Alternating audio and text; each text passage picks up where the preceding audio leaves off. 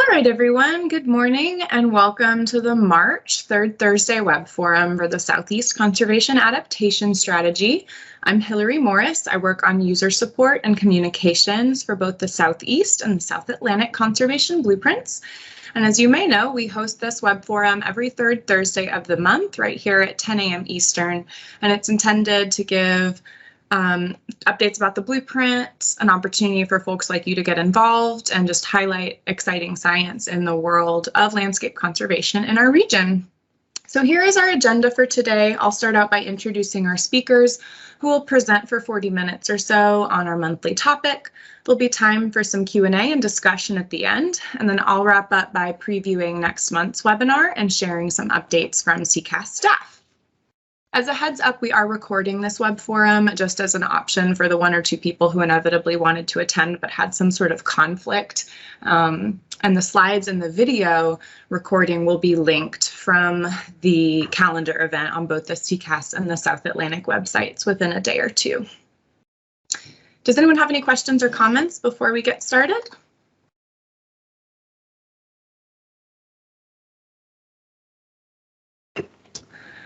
Awesome. Well, with that, I will just introduce our speakers. We're going to be hearing from Ann Minnie and Blaine Elliott with the Lower Mississippi Valley Joint Venture, and they're going to be talking about forest conservation priorities for landbirds in the Mississippi Alluvial Valley.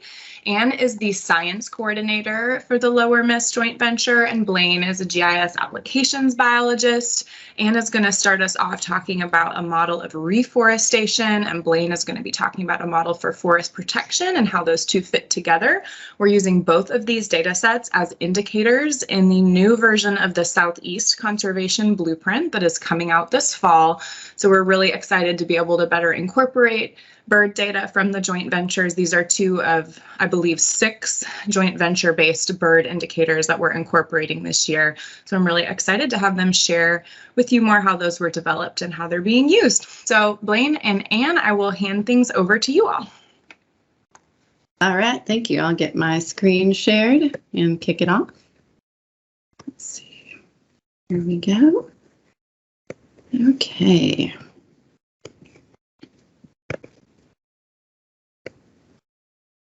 Perfect. There we go. All right. Thank you all so much for having us here today. We're going to be talking about forest conservation priorities for landbirds in the Mississippi Alluvial Valley. The MAV is only part of our joint venture. We also work in the West Gulf Coastal Plain, but that's more open pine habitat. So today we're focused on forested wetlands, bottomland hardwoods, and the MAV. We're going to discuss 2 different models, but they're very complementary, as Hillary mentioned. I'll be discussing the forest breeding bird decision support model, which is focused on reforestation. And then Blaine will discuss the forest protection decision support model, focused on protection of existing forest.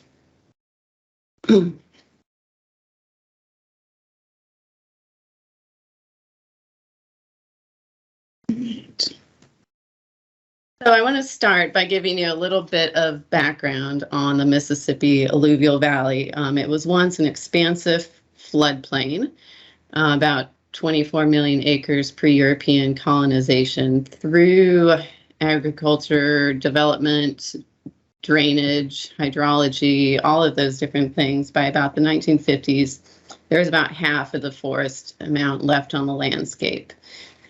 Then by the 1990s, there was about 5-6 million acres of forest left. So the Mississippi Alluvial Valley was really a fragment of what it once was. And so the Lower Mississippi Valley Joint Venture, our partnership, was initialized in 1987 to help address habitat loss in the Mississippi Alluvial Valley and beyond. Our initial focus was on waterfowl, but soon thereafter we took up the charge for all bird taxa, so waterfowl, shorebirds, waterbirds, and additionally landbirds, songbirds. And so that's what brings us here today. In 1999, Our first bird plan was drafted. It was the Partners in Flight Bird Conservation Plan for the Mississippi Alluvial Valley. And so this is the impetus and what spurred our reforestation model that I'll discuss later. The vision of the Lower Mississippi Valley Joint Venture is a healthy landscape supporting bird populations and other populations of wildlife. And so based on that Partners in Flight plan and the vision of the joint venture, one of our main goals is to help achieve a forested landscape to support interior forest breeding birds. These are species like prothonotary warbler, wood thrush, and Kentucky warbler. And being able to help with forest management, reforestation, and all of that is extremely important because most of these bird species are not doing well. We've seen drastic declines over the decades. Some of you may be familiar with the 3 billion bird loss paper that came out, but there's been significant declines in a lot of the eastern deciduous breeding bird species. So as I mentioned, this was the impetus for our model development. The Mississippi Alluvial Valley, as I alluded to, is a prime agricultural area. There's a lot of cotton, soybean, corn, and other crops that are grown. And so much of that once forested landscape with the rich alluvial soils was deforested and is used for agricultural purposes. So if you take kind of a snapshot of a piece of our region, this white area is essentially, the agricultural matrix, and that green that you see is the remnants of forests that are left. And so it's a very fragmented landscape. So the working hypothesis, the philosophy is that the limiting factor in our region is forest land cover. Now, some birds, maybe like your mockingbirds, cardinals, and those kinds of things, can do all right in some of these non-forest habitats, what we call hostile habitats. Not all of them, but some of them. But there's a certain suite of bird species that really need interior kind of protected forest. They're area sensitive. They have very specific habitat requirements, and they're sensitive to what classically are called edge effects, predation, parasitism, those kinds of things.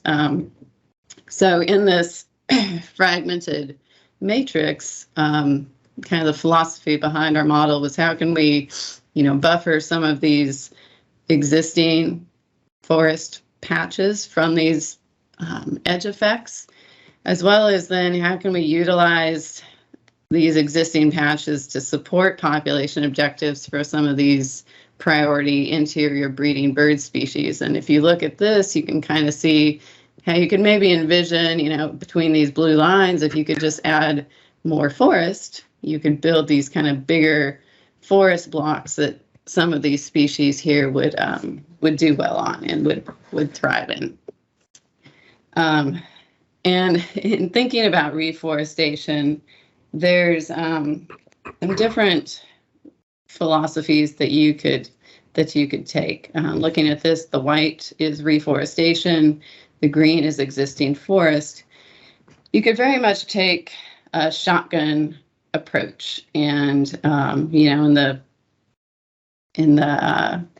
philosophy of reforestation, yes, you want more trees. More trees are better. But a shotgun approach is just putting as many trees out on the landscape where you can, which, in one sense is good to have more trees, but you could also take a more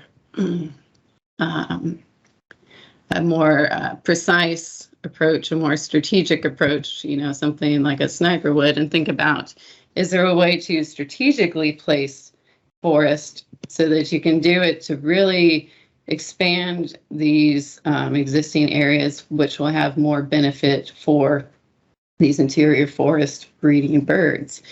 So if you just look, at a little piece of the landscape, sure, it looks great. If you're doing a shotgun approach, more trees out there, it looks really good. But when you step back and look at kind of the bigger landscape picture, what you can see is that actually for the same exact amount of forest, if you're very strategic and precise about what you do, you can have a bigger impact on these interior breeding bird species and their habitat requirements.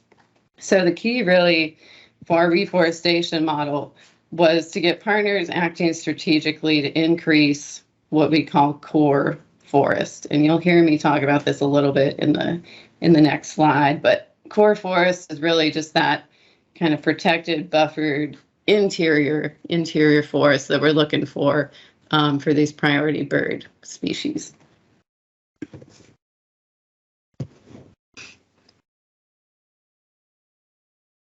So I'm going to take a minute here and just talk a little bit about how we set up our reforestation model and thinking about the needs of these priority bird species and the population habitat relationships. In looking at what our priority species were, we essentially developed 3 ecological suites of priority species that differed in their area requirements and their area size sensitivity.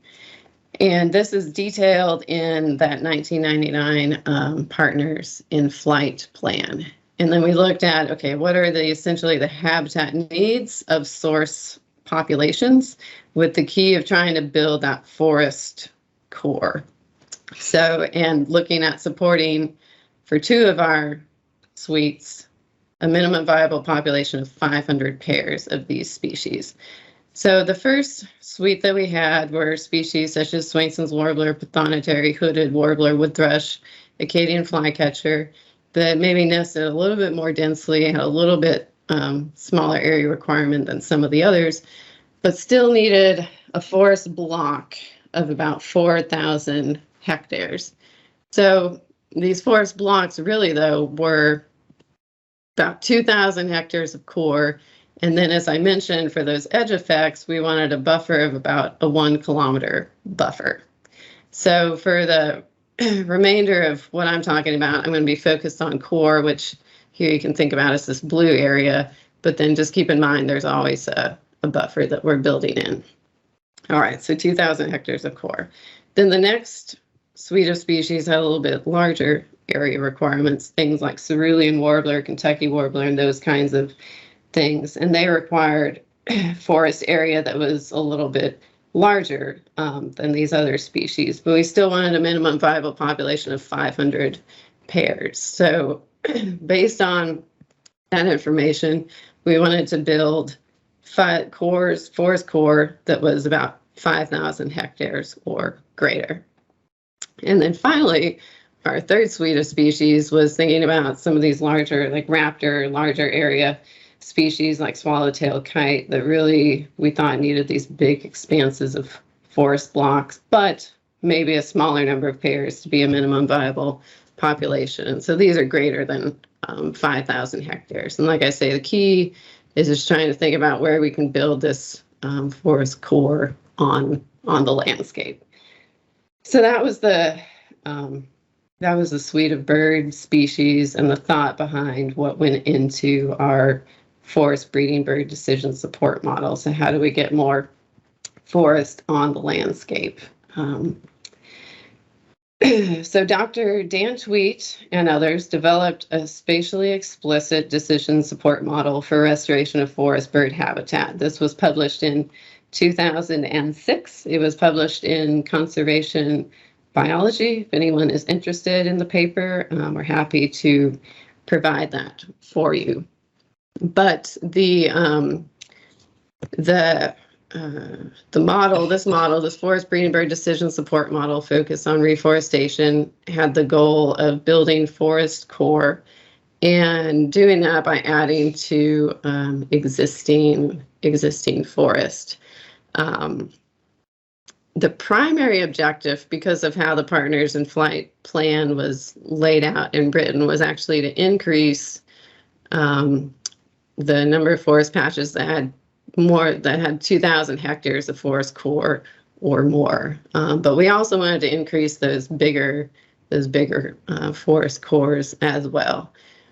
So through some fancy ArcGIS iterations, the Dr. Tweed and others developed basically 4 models that then were combined together to make our decision support model for reforestation. And so it was a stepwise thing. Our highest model weight was, like I say, it was focused on those 2,000 hectare cores and adding to that. The most weight was given to cores between 1,000 and 2,000 because if you have more habitat, it's a little bit less of a lift to get to that 2,000 hectare goal. So we gave the most weight to that. But then additionally, we took some of these smaller cores and gave them some weight to try and help build up to that 2,000 hectare core.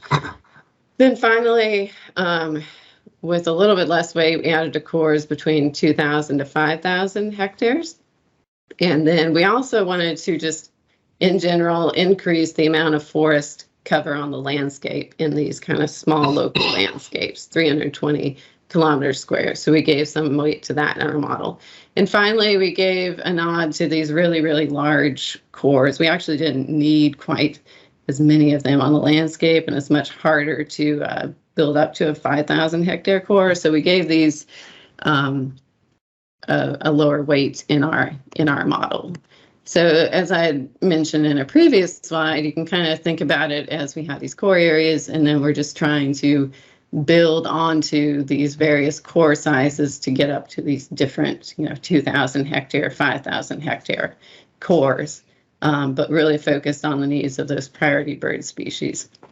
So once we went through defragmenting the existing forests, we also gave a nod to what we call higher elevation forest. So much of the forest that's left on the landscape was actually in very wet areas that couldn't be farmed. And so, although there's not a lot of elevation in the Mississippi Alluvial Valley, we felt that it was important to put a little bit of emphasis on some of these higher elevation forests that were probably at greater risk for conversion. And so at the time, we developed these higher elevation forests based on a series of data layers combining crop types like cotton that tends to be in drier areas and those kinds of things. So with that, we ended up with our initial forest breeding bird decision support model that was built around existing forests. So if you can see here, this red is our very highest priority. These blank areas are where existing forest would be. And so it's building onto these cores, basically increasing the size of these forest cores on the landscape. And this black and purple is a little bit lower priority. So this model was used successfully for a number of years through our partners and did some really great things that I'll talk about at the end of our slide. But like everything, in the spirit of adaptive management and strategic habitat conservation, we updated our model in 2015. We made some subtle but not insignificant changes to our model.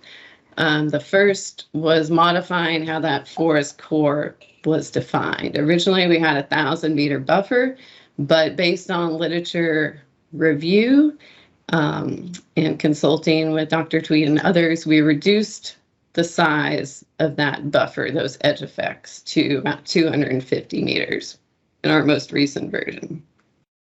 Secondly, we use a different data set to delineate the higher elevation forest.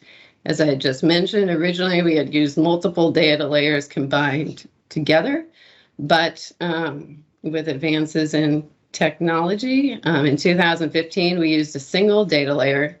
It was a flood inundation layer developed through the Gulf Coastal Plains and Ozarks LCC by Yvonne Allen. And so we gave more priority to forest that was less frequently inundated, so drier, so a little bit higher elevation, drier forest. And then finally, we actually removed areas of historic prairie, such as the Grand Prairie. Originally, we hadn't done that. Everything was game for being reforested, but in 2015, we removed those historic prairie areas before our model run. And so what we ended up with in 2015 was our forest breeding bird decision support model for reforestation that looks very, very similar to the original model that we had done. And as I mentioned, like this area here in white, that's where the Grand Prairie was. So we just removed that from consideration. But then you still end up with, you know, these kind of purple, black, lower priority spots. These spots just don't contribute as significantly to those priority bird breeding needs. And then we have these higher red, high priority reforestation areas that really are focused around this existing core forest and how we can increase this core forest size and increase the existing forest on the landscape. And so recently in 2021, Dr. Dan Tweed and myself, we went and looked again at bird trends and bird habitat needs using occupancy modeling and densities and those kinds of things. And we've estimated that we still need, to meet the needs of some of our priority bird species, we still need about 1.7 million acres of more high priority reforestation on the landscape. So just to give a nod, just to let you know how some folks have used our forest breeding bird model, there's been estimates of about 1 million acres of reforestation that's happened in the Mississippi Alluvial Valley since the joint venture was formed. NRCS and their WRE, Wetland Reserve Easement, which was formerly WRP, has used our reforestation model to help rank and score the applications that they get. And so that program has supported the reforestation of a significant amount of acres. And here you can see the yellow is where WRP is, and this green is forest core. And so by using the strategy in our decision support model, that program has been able to really help focus in on what the top 20% of our reforestation priorities are, and a significant number of the acres that have been enrolled are actually contributing greatly to increasing forest core habitat in the Mississippi Alluvial Valley. So it's a great partnership, and it's a great way that our model has been used. And so with that, if you're ready, Blaine, we can hold questions till the end. And I'll let you talk about the forest protection model. Okay. Thanks, Ann. No problem. Let me see if I can share my presentation. Y'all see my screen? Yes. Yep, that's great. Okay. Thanks, guys. Ann has done an excellent recap of the forest breeding bird decision support model for reforestation. This model has guided our restoration activities in the partnership for the better part of 20 years, really.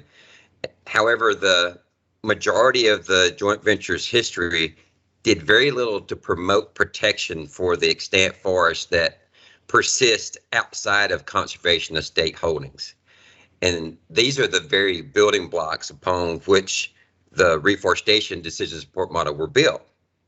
And so were some of these forests converted to ag or developed, there would be many species of plants and animals that would be negatively impacted, including the loss of significant habitat corridors.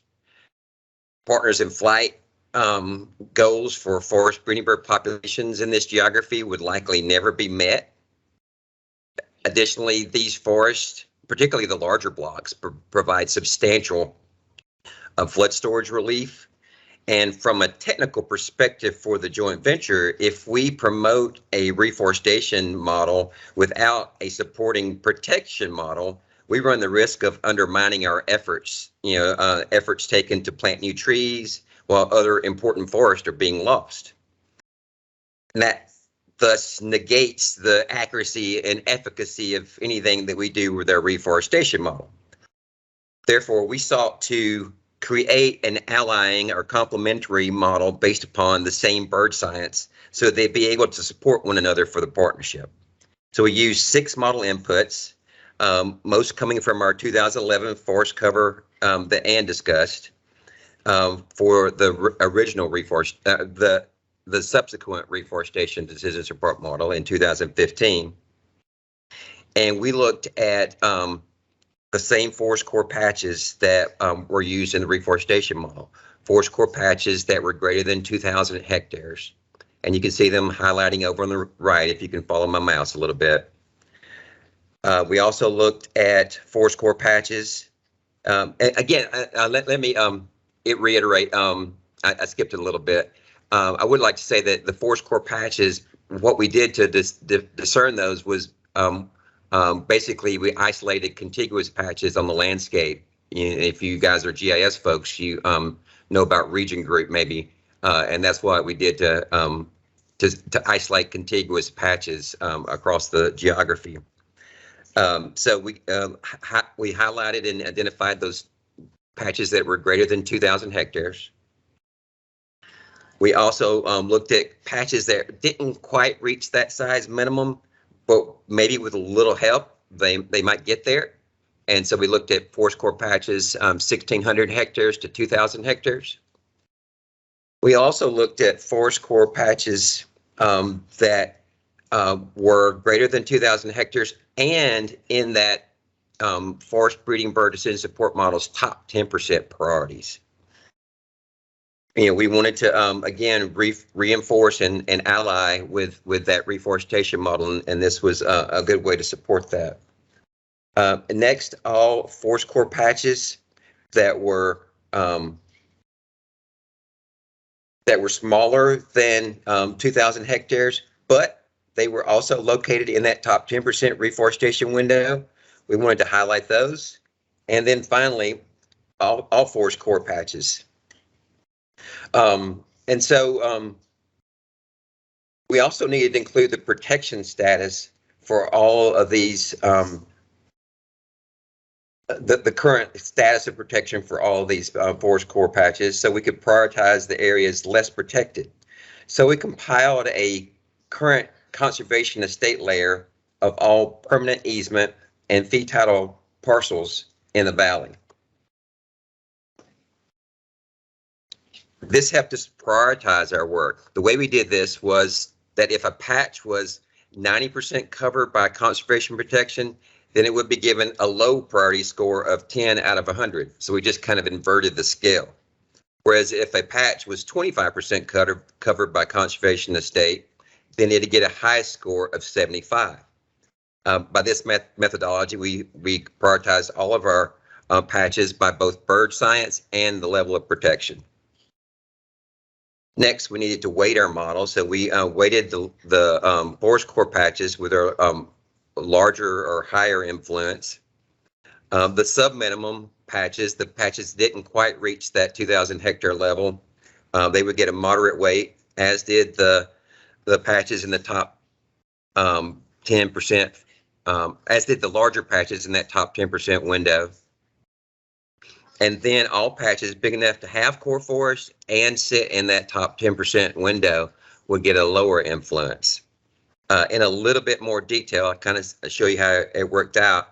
The weighting broke down like this. The larger size class patches that were outside of the reforestation zone received a full model weight, but if they were in that 10% priority window, they got an extra 40% bump. The smaller size forest core patches received half the weighting, but if they were in the top 10% window, again, they got a second 20% bonus. And then all the remaining patches with core that were in that top 10% window, they got a 20% weight in the model. And so you can see we're really kind of trying to double dip and catch all forest patches that have core and sit in that top 10% window, because that's where you get the most reforestation bang for the buck. We want to protect and support the reforestation model with our protection efforts. Finally, we introduced the same flood frequency data that we used in the reforestation model, and we used that to score each forest core patch based upon annual flooding. So we would give a flood frequency bonus, but on a kind of a sliding scale, just like we did with the protection scores. And so we wanted to locate forest core patches that were higher and drier so they'd receive an extra bonus in the priority values. So drier patches would get bumped up with up to a 20% bonus, whereas wetter and more frequently flooded patches were get very little or even zero bonus, because if you think about it, wetter, frequently flooded patches are in essence protecting themselves due to their inaccessibility and difficulty in clearing and converting. So here is that output. Here we have each of our forest core patches prioritized, but we're not quite done yet here. First, we need to remove permanent water from this layer, and then we also needed to actually remove the protected forest. So if you think about it, if it's already protected, it doesn't need additional level of protection, and we didn't want to, since all these layers, since all these forests that are in conservation estate are protected in perpetuity, we didn't want to, have any misguidance or misleading with this effort. So we wanted to make sure that we pulled those out of our forest protection data layer. And so you can see the forest protection conservation estate over in the black color on the right. And so we basically removed all of the forest underneath that layer from our data. And so here's the final output from that. Okay, we're going to take a little closer look at this. First, I'll turn those WMAs and NWRs back on, and WRP, WRE, National Forest Service, all that stuff, all that's back on now. And now we'll zoom in to a section in the lower Yazoo Backwater area of Mississippi and the northeast corner of Louisiana.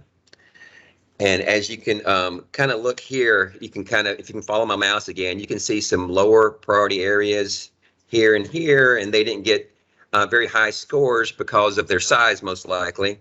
Then we have some very high priority patches here, here, and down here that are very high priority for protection in our model and are in good reforestation areas also. But you can see they're larger size classes, and so that's why they're getting more protection value. Also, you can kind of see some that are in medium priority levels. If we take a look at this patch right here, this is a contiguous patch of forest, as you can follow my mouse.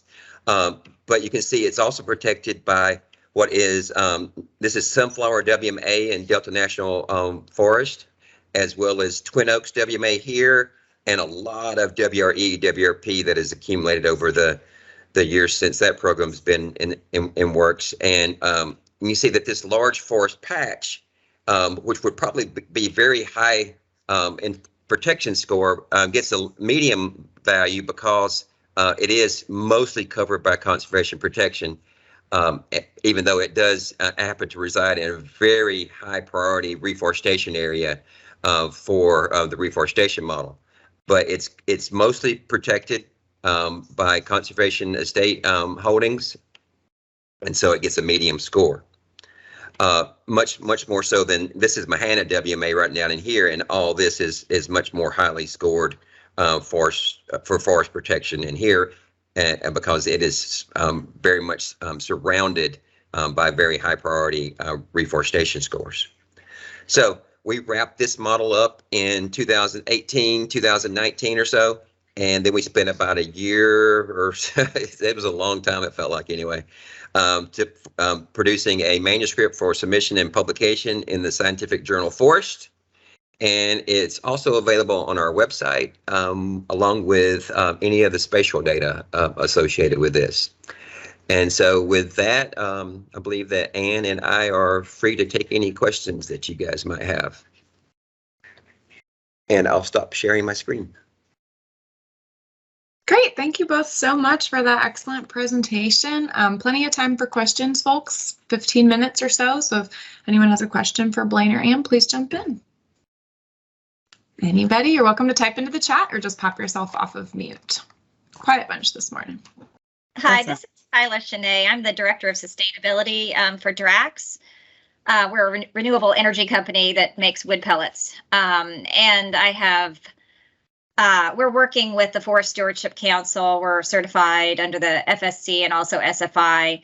And one of our focuses is outreach to landowners, understanding what they have. We do have bottomland hardwoods within our supply-based footprint, although we source mainly southern yellow pine on the uplands. But any opportunity we have to communicate the importance of maintaining forest on the landscape, we're trying to do. So my question is, could I get shape files that would help me that I could put into our GIS system so that we could be alerted? So, we know the location of all the material that comes to us. And if I could, have access to some shape files that would help me understand where the priorities are, we might be better able to communicate to our landowners. Well, certainly you can get the shape files off of our website, but we just have this effort for the Mississippi Alluvial Valley. We don't have it for any other geographies, and other geographies that are outside of a system like the MAV, which has been largely deforested, and we're really focusing mostly on forest quantity right now. Just trying to target where it's located. It might not be as the same science might not be as relevant for another location, but we'd certainly be glad to share with you what we have. Yeah, absolutely. Well, we've got plants in Louisiana, corner of Louisiana and Mississippi, and then also in Alabama. Okay. But yes, and also just having those shape files to help us inform our discussions, even if it's not where we source our primary material, even if it's some residuals, it would be good to have. So it's really neat stuff. Thanks, guys.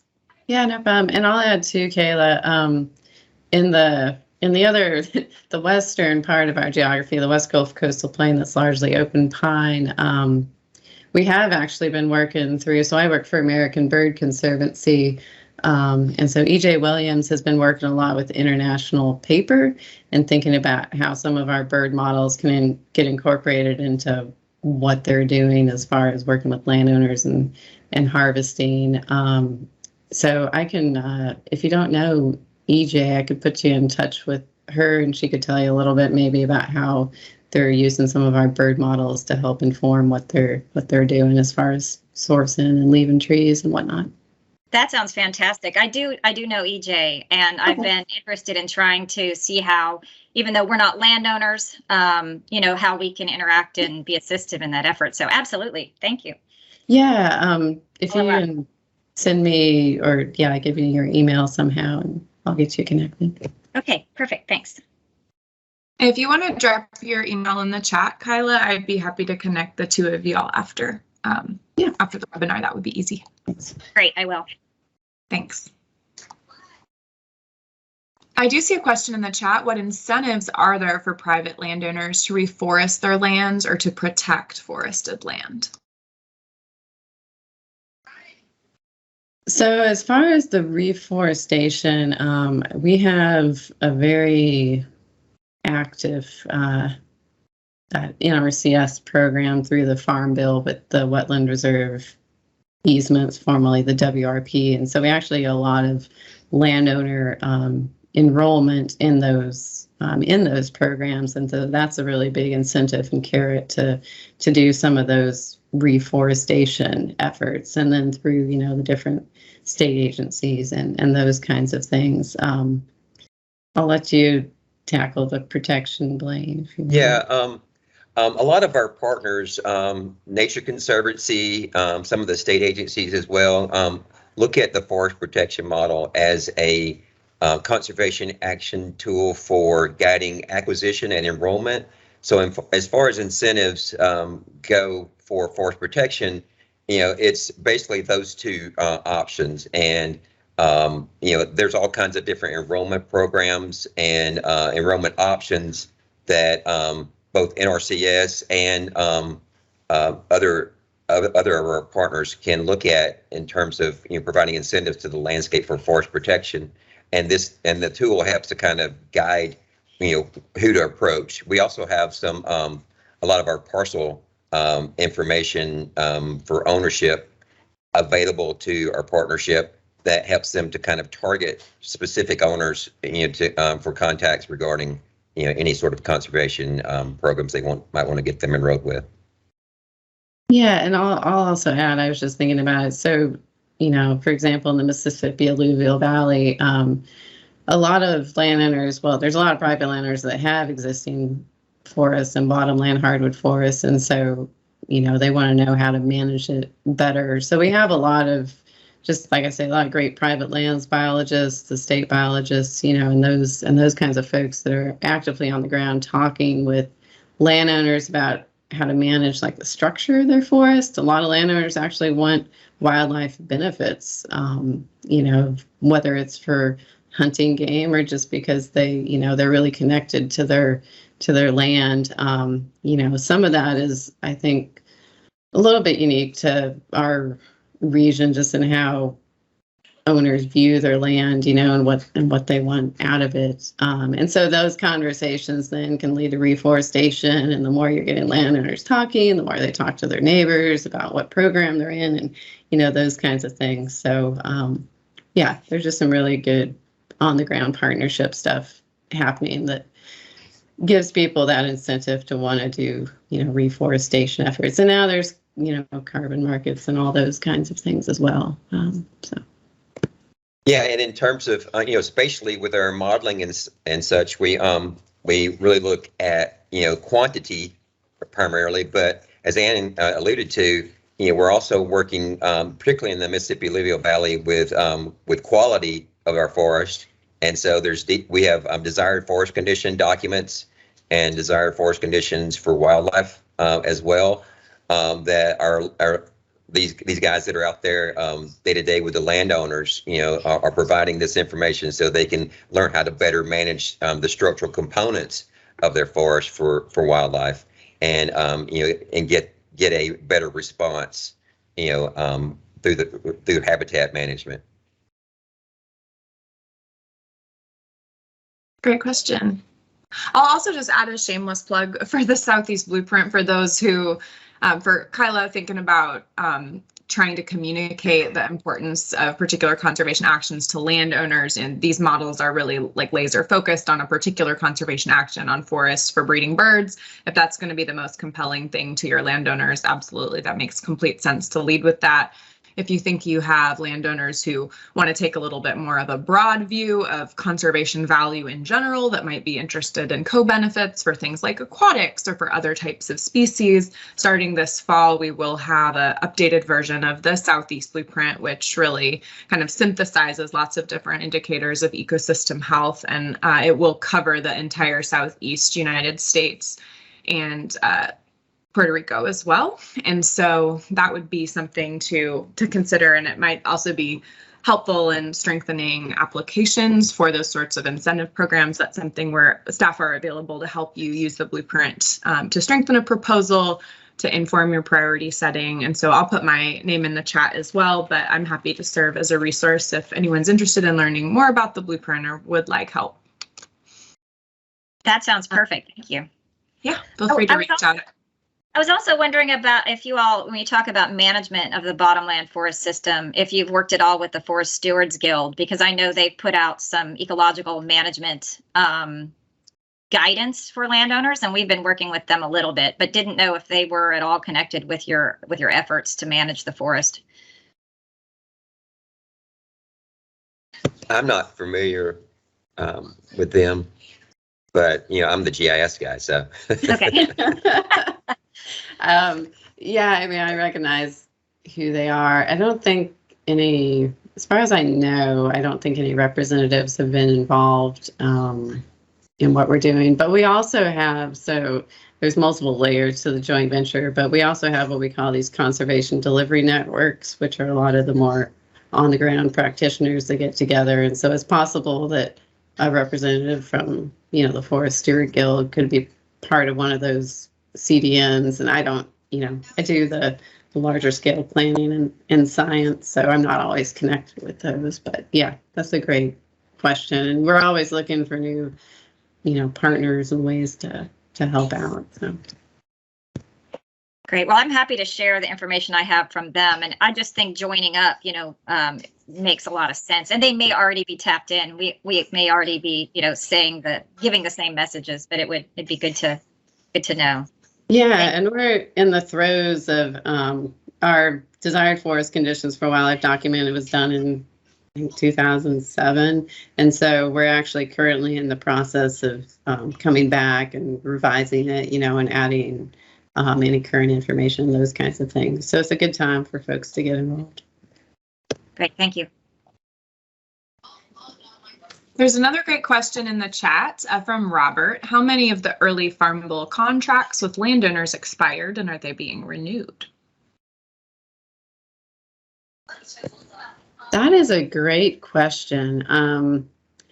So didn't we, I'm trying to remember, Blaine, in that protection model, did we include all easements, or were they just more of because there's some that are perpetual, some that are short term, some that are longer term. I'm not well versed on how many are in each category, but do you remember what we did, Blaine? Yeah, for the protection model, it's all permanent easements. It's all held in perpetuity, or it's in fee title. And so we didn't include anything that was had any expiration date on it. But it's still a good question, a relevant question. I know that others in the partnership have been long thinking along these lines. I just don't have answers regarding what percentage of them have expired and were renewed after that point. But I know that others are thinking along this track. Any other questions? You can probably take about 5 more minutes.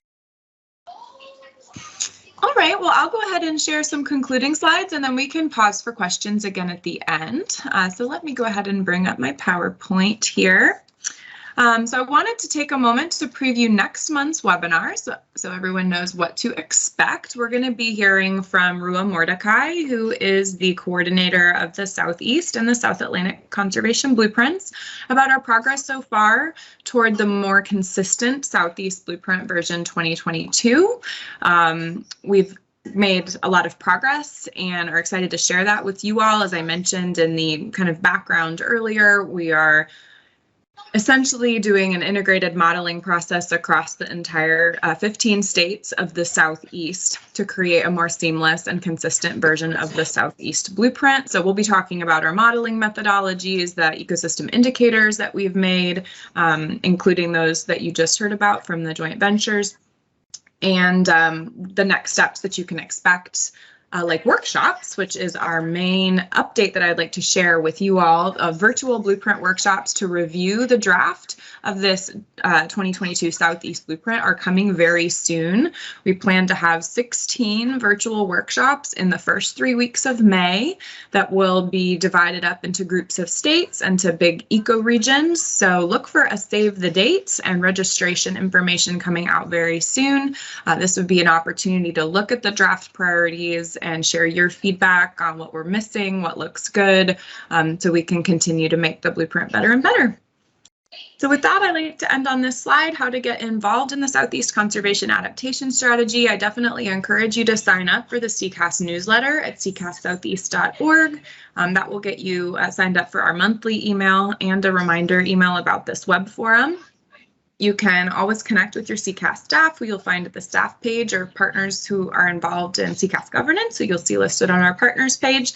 And then, of course, I encourage you to explore the Southeast Conservation Blueprint online on our viewer by downloading the data. Let us know how it's working for you and if we can help you in any way. So with that, I will pause again for questions, either for me or for Blaine and Anne. Well, hearing none, I'd say that's it for today. Thank you all so much again for that wonderful presentation, and to everybody for tuning in. Again, I'll post that recording and the slides within a couple of days. Thank you for having us. Yeah, thank you so much, Hillary. It was fun. So, appreciate it. Bye, everyone. Bye. Bye-bye.